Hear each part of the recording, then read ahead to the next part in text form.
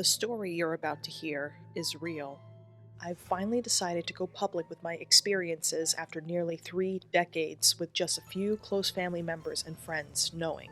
I have some great stories to share for those willing to listen. This was only my first occurrence with shadow people growing up. I've had many more, mostly in my preteens to teens. Most of my paranormal experiences occurred within a range of 15 or so years, give or take. My earliest experience began when I was just 3 years old or so, and my last profound experience tapered off around 19 years old. The story begins with my first paranormal experience of shadow people. My parents met in the late 80s, and they were both serving members of the military. Shortly after they met, both my parents were assigned to an Air Force base in Ontario. I was born in there, and my brother followed shortly afterwards. Roughly a year after my brother was born, we were transferred to the province of Quebec.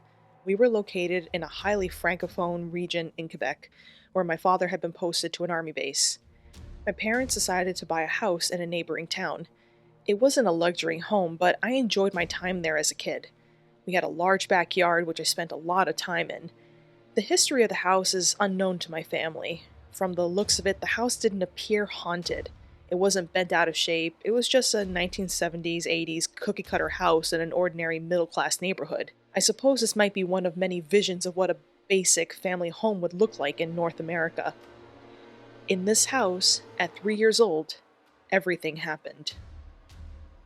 We were what I thought was an average family, but happy and in good health. Nobody had any serious issues. The family dynamic was awesome, and my dad was incredibly creative and fun. For the most part, we were good children. We did well in our early school years, and we weren't too spoiled, especially because we couldn't afford to be. But my mother did everything she could to pamper me and my brother. She wanted a good life for us. She would save her money to ensure we always had new clothes and shoes for school. She also always taught us good manners, to treat all people with respect, and to not judge others. Despite their eventual separation, they remained to be amazing parents. They always did their best to offer us a good life. When we moved to this town, my mother sacrificed her service to follow my father's. I believe it was a fluke that they were previously posted to the same base because, in the 1980s, career managers were not as accommodating to service couples as they are now in Canada. She decided to use this opportunity to raise her children and look after the home until we were old enough to look after ourselves. Once you entered the front door of the house, there was a small square area for removing your boots and hanging your keys. There were 2 sets of stairs directly in front of you, one to the ground floor and one to the basement.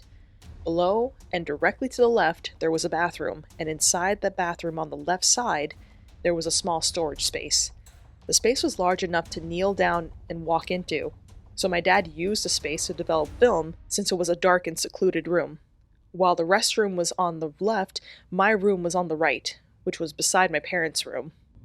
I had a small window in my bedroom on the left side that had a partial view of our large, fenced-in backyard. I couldn't see anything, though, since the window was located high enough on the wall and I was almost at the basement level, plus I was just a little guy. I vividly recall many details. My parents purchased my first bed for me when we moved into the house.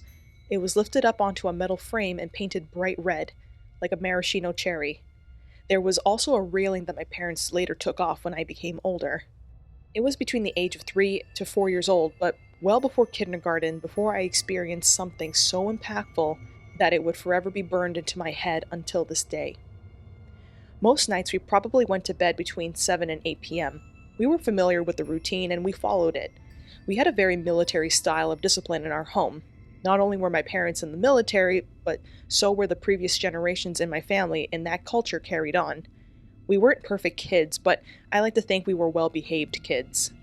One night, which looks identical to all the other nights as a child, except for Christmas, I awoke in my cherry red bed. I knew it was late because it was dark outside from my window, but not so late that my parents were asleep, because I could hear them talking upstairs with the TV on. I struggled to fall asleep, so I lay down on my bed, looking around the room like any curious child. I was getting uncomfortable, so I turned over to my left side, which would have been facing the door to my bedroom. It was dark enough in the room, but I was in my room long enough for my eyes to be well adapted to the darkness at this stage. The only light I had from my room was the gentle backside of a faint porch light, and any ambient light from the moon, if any. I looked around the room, and then I began to draw my attention to my bedroom door. It had passively piqued my interest because I noticed that the area located directly in front of my closed bedroom door was unusually dark. I remember being able to look at the surrounding walls, but not that specific area for some reason. I kept watching the black mass, and I looked away a few times, still looking around the room. I looked back at the door, and in the confusion saw an opaque black figure in the outline of a person standing right there. It was probably about 8 feet away or so, give or take. I wasn't initially scared, and instead, I think I kind of giggled, thinking it looked like a person, and that some object in my room was obviously creating a very telling shadow of a humanoid. I kept looking into the shadows, but I started to realize that something seemed strange. The shadow itself was not on the wall, it was off the wall, in the room, standing like a person and opaque, black in color. No light seemed to come through. It was not transparent, it was not translucent. It was a deep, black hole. Black. I was still confused, and I didn't put too much thought into it, so I kept gazing. In one moment, I was relaxed and intrigued as to what was causing this image in front of me, but in the next, I was struck with paralyzing fear as I started to see the figure move towards me. It wasn't walking like a human, or something I even recognized on the planet at that moment in my life. There were almost no features. There was no face, but I could clearly discern the shape of the body, arms, legs, and so on. He resembled a man. When the shadow approached me, it didn't do so by walking. There was no fluid human-like limbs moving around in a human-like or even earth-like fashion. This shadow would vanish, then reappear a step or two closer in a moment, as fast as a shutter camera. I didn't stop looking. I could not shout. I trembled. I cried, and I had my blanket set against my eyes, but I kept watching, as if it was a film. It continued to move itself towards me, disappearing, reappearing, disappearing, reappearing, until he stood right over me by my nightstand. I was petrified by that moment. With a speed, I threw the blankets over my head, and I buried my face as deeply into the pillows and blankets as I could without suffocating. It never left. My eyes were closed, but it made no difference. 3 of these shadows were penetrating their way into my mind, even though my eyes were sealed shut. These shadows were morphing vividly into horrifying faces, shapes, and grotesque images, all with the purpose of causing overwhelming fear. I could see them in my head. They were as clear as day. It was almost like they were telling me, "You can't hide from us." I felt them taking great pleasure in my fear.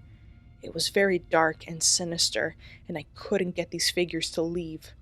I felt trapped, like a deer being surrounded by wolves. I could no longer bear it, as I knew I had no place to hide. Somehow I had the courage to dash out of my room and scream for my parents. I remember running up the stairs to the living room, tripping on the way as I shouted, "Mommy! Daddy! I have a man in my bedroom!"